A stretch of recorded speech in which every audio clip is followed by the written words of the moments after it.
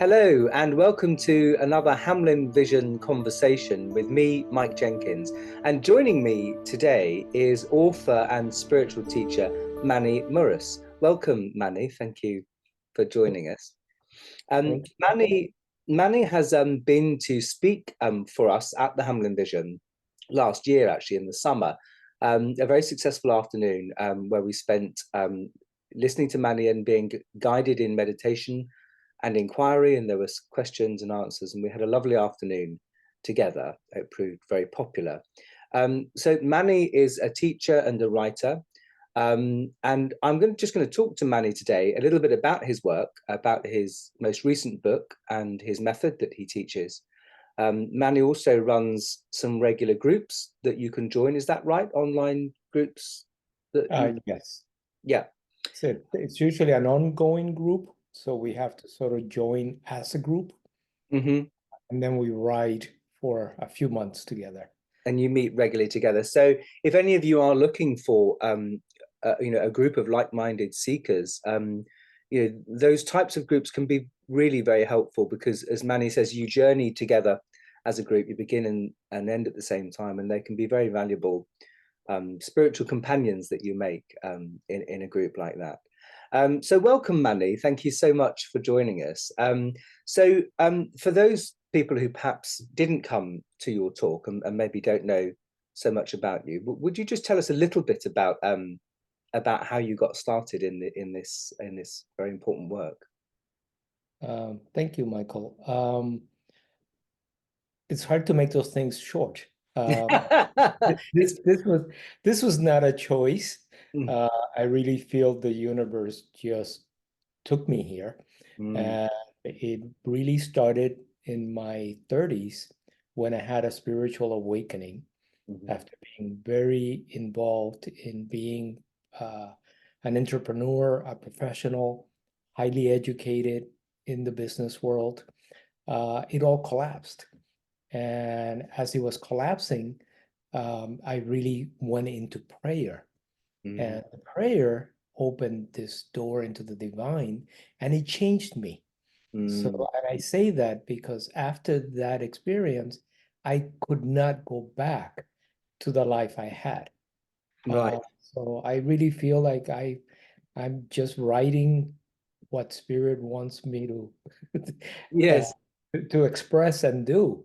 Um, I think that's really important point actually, because a lot of people, they read spiritual books, they may perhaps go to retreats, go on programs, um, and quite a lot of people don't always experience much of a transformation. I mean, then maybe their perspective changes a bit, but I think that it's an important point to make because oftentimes people might feel, oh, I've been meditating for 30 years and, it doesn't seem to make any difference. But I think that when transformation does come, um, or indeed to look at it this way, we might ask ourselves, well, why am I doing this? What's the point of spiritual practice? And I think that's it, that actually, if it doesn't have an impact in the world, and upon us, if it doesn't change us for the better, in a way, it can end up being another form of entertainment, or spiritual distraction. And so I think it's important point to make that in a way you kind of know it's working when things change. correct. That is working with things change. You hit a number of good points in just that couple of paragraphs. Because I think we confuse, it's easy to confuse the tools with the outcome we're actually Mhm. to acquire. So that you can go to 1,000 yoga classes and you will feel better. You may not know why. You probably will be a slightly nicer person, but if you really don't have the intent of turning those tools toward connecting to source, to the divine, uh, using the tools to their fullest, you will build something else. It Mm, won't be there. The spiritual path is it's confusing mm, uh, because even when I had my awakening and I was feeling energy and I was changed inside, I really didn't know what to do with that. Mm, So there's a whole reprogramming, a whole rechanging that takes mm, time to acquire. But I will say that a lot of the folks that do not have an experience, that do yoga or do meditation and don't feel they've gotten to where they want to get to, is that their intentions or their clarity is probably not there. mm. No, that makes sense. And I think as well, you touched on something there about being reorganized, and a lot of people report that with profound awakenings. It's like being like reprogrammed, like you say. And so I think there's an element to that awakening process that is actually destructive, that we don't always expect, because we're drawn, aren't we, by this sort of idea of upliftment and enlightenment. It all sounds very like a Hollywood lottery win, but actually it's shocking sometimes it's quite strongly destructive in many ways, like wiping away the old. It, fundamentally, it needs to change you. Mm, And obviously, in changing you, something has to die, mm, something released, so a new aspect can be there.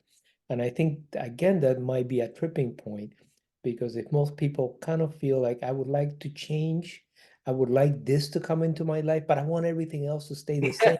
yes, yes. And you don't kind of get to choose. It's No, it's all or nothing, isn't it? A friend of mine, he had a friend who used to give talks many years ago, kind of part of the house church movement, actually, in Christianity in this country. And his friend always used to say, it's like trying to die with one eye open. Like it's almost like, well, yeah, you're bargaining a bit. Like I want that, but I still want to keep hold of. It's like it doesn't work like that. right. And a lot, and in our culture, we want we want results, we want accomplishment, something isn't right. And the true path is a huge surrender Mm, of of all of those likes and dislikes. mm, It's really a complete release into, in a sense, of void that is full and that will mm. you. Uh, but there's a certain trust. It's like dropping backwards, in order for the energy for you to receive it, to be open. And and if we're trying to control the process, we are we're messing with it. Yeah, and we get in the way like that. I think lots of people can relate to that sensation of getting in our own way. Other teachers will say, get out of your own way. I mean, even I trained as an actor, and even directors will say, get out of your own way. You'll interfere, like let the character do the work. And so that's interesting because in my own life, I sometimes have to intentionally say, okay, I can't do it. I surrender. You drive. And then it's this strange sensation, isn't it, that some people describe it as like being here and not being here all at the same time, because it has that fullness. You're still very touched by life. It's very rich and fleshy and alive, but there is this sense that you're not holding the driving wheel so much. Correct. And with all my students and my own path, it's so personal, Mm, because we have all of our samskaras, our patterns, mm, the things that shape us. And then they are a big influence in the path, what works and doesn't work, and how we actually relate to this. Uh, yes.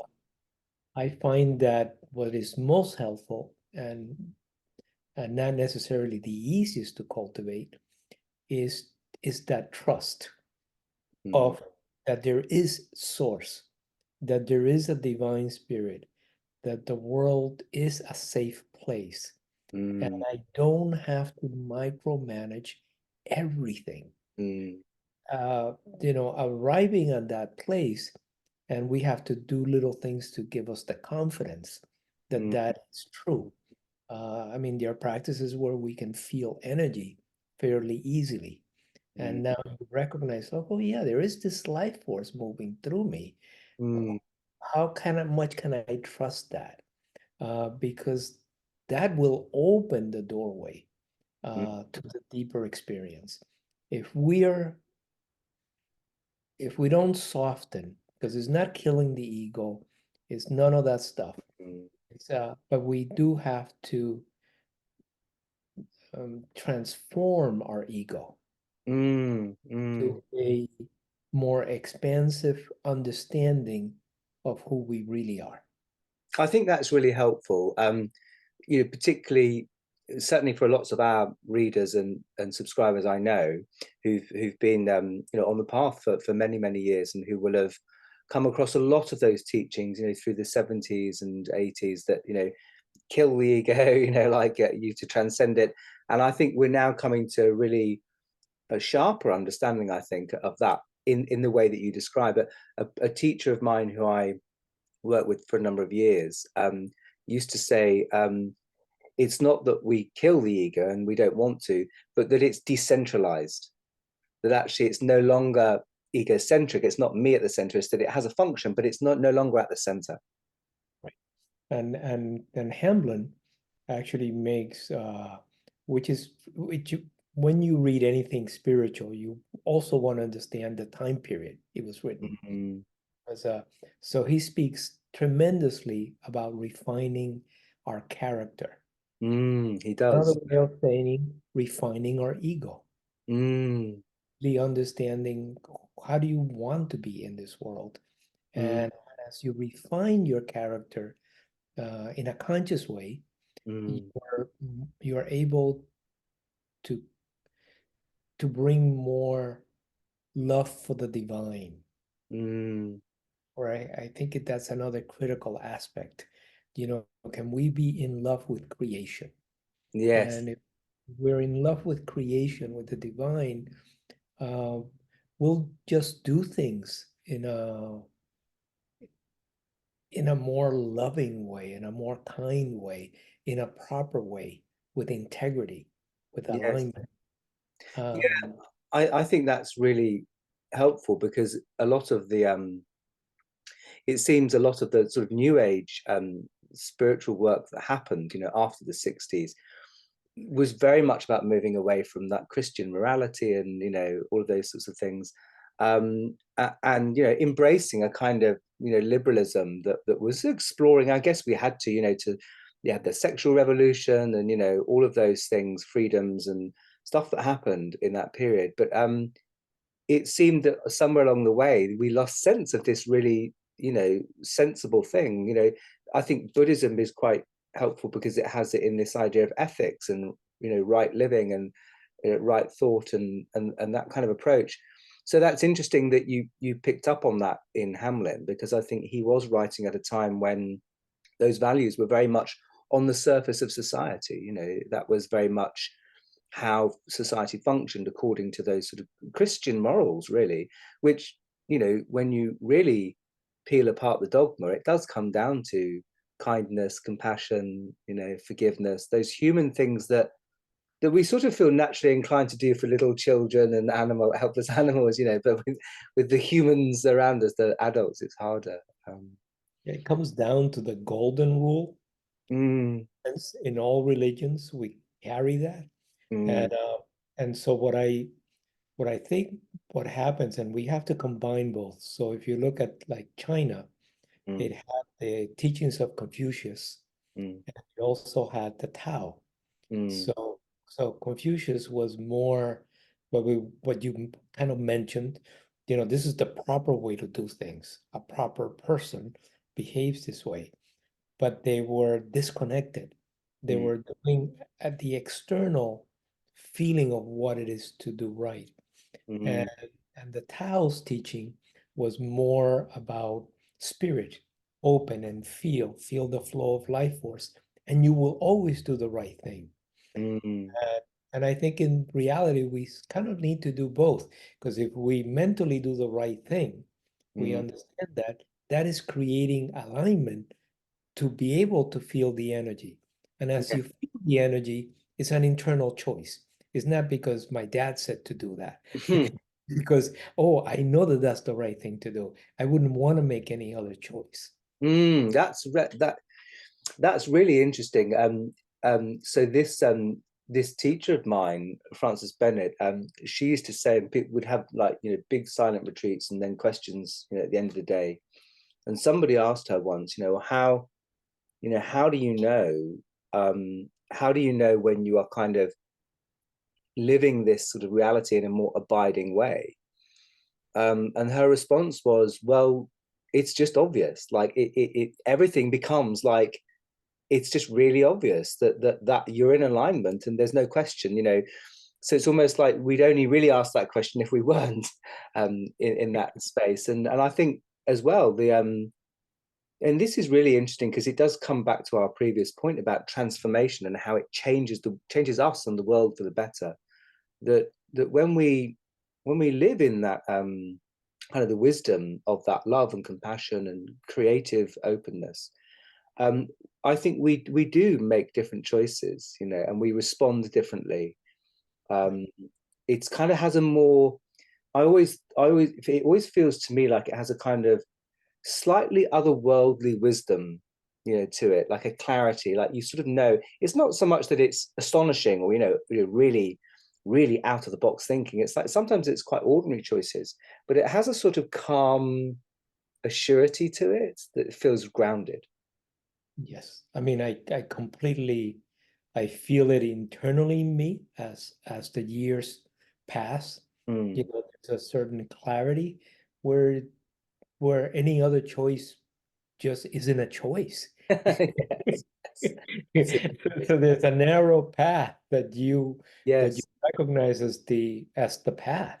Mm. And and there's a trust to that because I think when we are not clear in many ways is because we're trying to control slash, and I don't mean this as a negative word, but it's a true word, and manipulate Mm.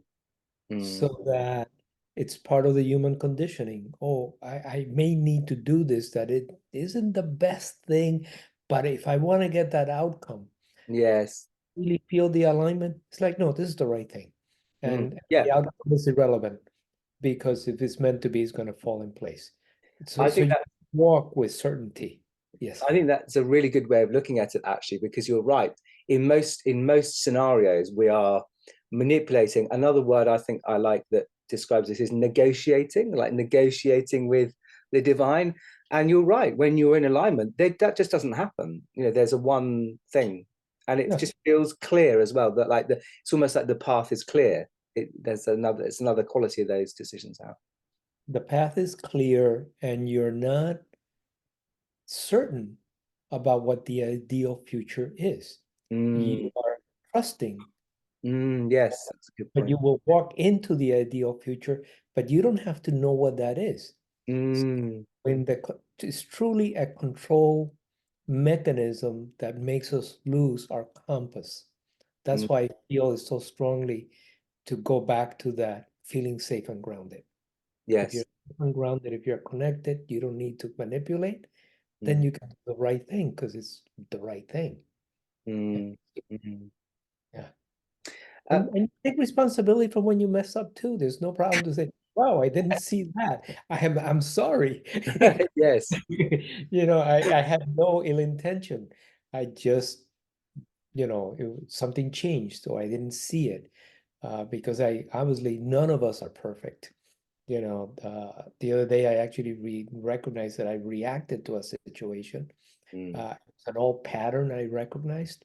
mm, And, and I actually realized that my reaction, which is okay, if I have my own reaction, I correct it, but it impacted someone who happened to be next to me. mm, And I immediately, once I got the center, was like, I am so sorry. mm, You do not need to receive that energy from me. mm, I can recognize it's my pattern. It threw me, and it was completely cleared because it was like, wow, I realized when I'm off of balance and I affected you, mm. I really felt bad. It's Yeah. like, No, yeah, I splashed through. That's really helpful as well, actually, I think, because a lot of people, particularly, I think a lot of our viewers and people who come to our events, often have this kind of perception that teachers like yourself, authors, speakers, um, meditation leaders or whatever, that they never have these issues. That that once it's done, it's done. They never have these revisitations of old patterns, or And what I think probably for the most, there's an evenness, like there's less up and down of there's a kind of more even, abiding in that wise guidance. The surrender becomes like a kind of way of life, and I agree with that. But I think it's helpful for people to know that, even for well-practiced teachers, so, Adyashanti or the Dalai Lama, whoever, we're in human bodies, so occasionally can still, have human failings. Absolutely. I mean, Arya Shanti, I did not know this. One of my friends just told me he's actually has gone through some real physical health issues. Yeah, he had really bad nerve things, I think. Yeah. Right. And for me, that's probably the body is responding to something that was in misalignment. Mm, He's human. We have a human part of us. We're mm, constantly always having to align that. Uh, mm, I have another amazing teacher friend had to deal with and he's thank God he's back in remission, but he had a very strong case of cancer. Uh, mm, and so that I think as teachers, we have to be really humble and let mm, everyone know we're in the same boat and mm, constantly trying to hold that integrity and that alignment. And yes, the practice lets you see it quickly, mm, lets you be detached, lets you apologize, lets you be humble, mm. because your ego doesn't have to say, oh my God, I'm this great teacher. I can't let people see that I messed up. It's like, no, we're humans and spirit. And the Yeah. human side is in Earth School. Uh, and the school doesn't end. Mm, That it doesn't matter what level of awareness you have, there's mm, always another level of understanding and growth. And I personally want to live my life at my leading edge of my growth, is what I call it. mm. That means that I'm constantly finding places where I don't have mastery. Yes. Yeah. No, I think that's great. And it's almost like that's what spirit itself wants to do, isn't it? It just wants to go to the edges and find, find new ways of being. There was Right. something you said there about um, like when you can see those old patterns coming, or that, or that you speak in such a way or behave in such a way that impacts on someone else. But that when we return to the kind of wisdom and love and humility is a word you mentioned, which I think is really important, of that spiritual sense, that these things really come and go much quicker. And I mean, there's like a cleanness to it, like Right. that if there's I mean, I have friends who I've been to many retreats with, or I'm thinking of one in particular. We're both very strong personalities, and occasionally we will come to blows, but it has a sort of freedom about it, like stags on the moors fighting. There's a sort of we have our exchange of views, and we might disagree about something quite dramatically, but then it's like it's gone. There's Right. it's not a real holding on to that, or a making a false sense of victim out of it, or holding on, not me thinking that that's who she is. So I think that's interesting as well, because I think there's this still, it's really hard for us as people not to kind of idolize an idea of an awakened life, and particularly for teachers. We can look at someone in a very specific setting. They're sitting up front, usually on stage, and it just seems like there's this sort of special qualities. So I think it's really helpful for people like yourself and others to share those experiences. And I find when I see teachers holding that energy, I have Mm, to say for me, that lowers the value of them as a teacher for me. mm, they they almost need, they have to be aware that you don't want you don't want that relationship. You Mm, don't want to be put in a pedestal. You mm, don't want to be viewed as in any other way. It's detrimental to you as a teacher, to your health, and mm, is obviously detrimental to the relationship that you have with with your community. mm. Uh, so I would say that to anyone when you see a teacher being too self-important, just know that that is part of their personality that Yeah, hasn't been defined yet. I wouldn't say yeah, that they're a bad person. They no. just find that they're working through that. So Mm, be careful because they might say they know more than they actually do. mm, mm, They can't show like that's not a place that I know, or that's not something I've experienced, which mm, is so important that yeah, that we're real, you know, mm, mm, all of our imperfections. It's yes. And I think that we're, sort of entering into an age now where that has much more impact, for people, is more helpful. There's one strand of your work that I wanted to just let people know about. You teach yoga. You're a yoga teacher, aren't you? So do you incorporate that into your spiritual work and on retreats and so on? I think you do, don't you?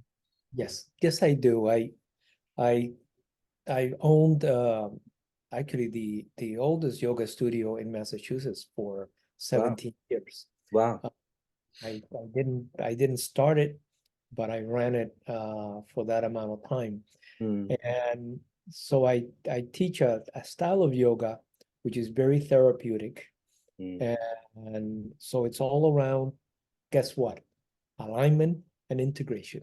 Yes, yes. Uh, so I do use yoga as a tool, Mm, but I really emphasize that what I'm teaching is embodiment, mm, the mm, proper way to hold yourself in mm, this biology, mm, uh, so that your physical body has the alignment and integrity that helps support mental alignment and integrity, emotional alignment and integrity. So mm, yes, it is yoga, but but I like to think of it as like yoga plus, where I don't teach hot yoga. I we're not in a quick flow, uh, because all those things I find that uh, they serve another purpose. I use it as a teaching tool for the concepts, and so that we can embody the concepts. mm. And I was Mhm. hoping you'd say that because I think that again there. I think there are more and more teachers who are incorporating physical body work and movement and embodiment in their teachings. But I think for a long time there wasn't. For many teachers, it's been quite cerebral. Quite intellectual. People sit and listen. They don't really inhabit allow that to be inhabited in the body. And I think that that's really important to mention, that your work does include that element, because I think that's very transformational for people as well, to have that, to have a physical practice that goes alongside, that supports, like you say, supports and kind of enlivens the concepts of the teachings. Correct. And mostly I think in the Buddhist side, they try to keep a certain purity Mm, where it's only meditation.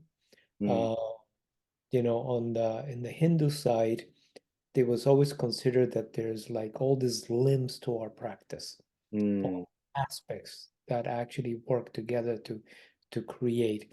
So you can emphasize one of the limbs more, the Mm, ones that makes more sense to you, that feels right to your essence, mm, but know that you have to do all the others. So mm. that my idea of, you know, I I go on a lot of walks. I think walking in nature, It's that's great. Yeah. wonderful ground practice. You don't have to do asana. You Mm, know, could do Tai Chi and still get the same similar benefits, I will say, because each one of the practices has a slightly different focus. Mm, Uh, but yes, I believe that a physical component to our practices is very important. It also gets rid of a lot of nervous energy that's on the surface.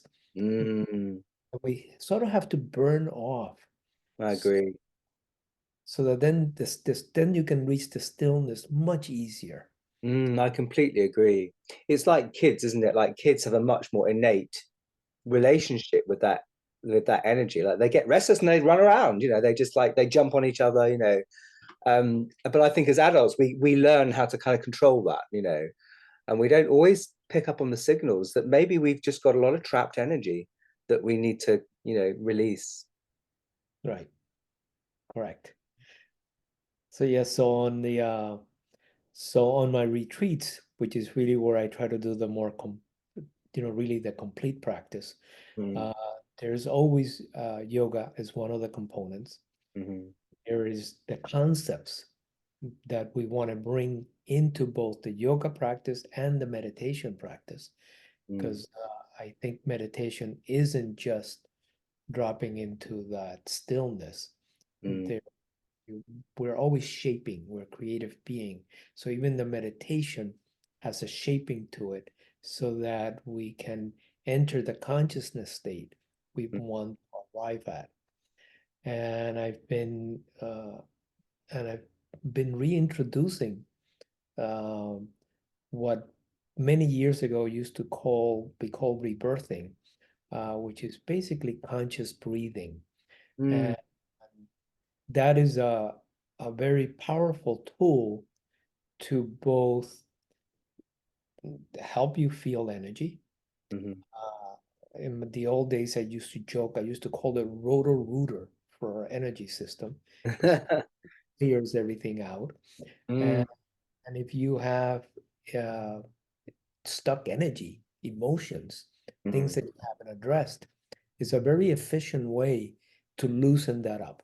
mm, We have to digest our lives mm, uh, physically, emotionally, mentally. mm, And and when we face situations, we don't take them to the end. mm, Uh, that energy stays with us, mm, and it's what we call the samskaras or those old patterns. So mm, the breath work is an incredibly efficient way of creating that release. mm, mm, I'm always hesitant because it's like the practices must come with good teachings. mm, mm. Like, I would hate to say to somebody, this chainsaw is awesome for cutting these things down. And then there's a part of me that says, okay, but you have to know how to use that chainsaw. Yeah, it's dangerous. Yeah, exactly. Yeah. Yeah, it's No, I dangerous. think you're right. Yeah, absolutely. So this practices does have, the wrong teacher with the wrong intention, with the wrong things can become very intense. I And agree, and yeah, and I've seen people, take a half teaching. They've got it from a book or they've seen a video on YouTube, and some of these practices are like you say, they're really powerful. And I've seen people go and do them without support, and they've got sick. They've had a breakdown, or they kind of lost it. And I think that it's important to have a guide. It's important to have somebody there with you to teach you how to use these tools. right, how Mm, to have the right frame of mind to it, mm, because this is not an achievement. It, we can't look at it that. It's yeah. a sculpturing of our lives over time. Mm, And all these tools, they work so much better when done delicately. mm, And again, less experience get more caught up in the excitement mhm. of the process. Yeah. That yes. Yeah. No, that makes sense. Ken Wilber talks about states and stages, and I think and certainly for me in my early meditation practice, I was also always chasing a state. I wanted an altered state, like chasing it. And you can get them, but then he would always say they're like freebies, like you get them occasionally. The stages you have to really go through diligently, and you get to them when you're ready. Like he said, the states you can kind of leap out and have an experience of it, but then your stages you have to go through sequentially, and I think that's really important. Yes. Yes. Yeah.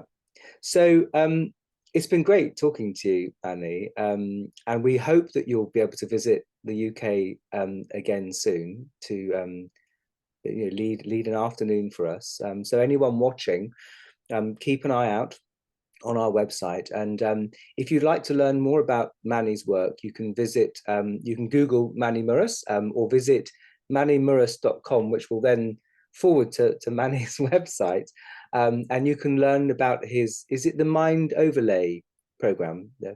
Yes, it's the so I do teach a mind overlay program, which is in a sense is the big overview.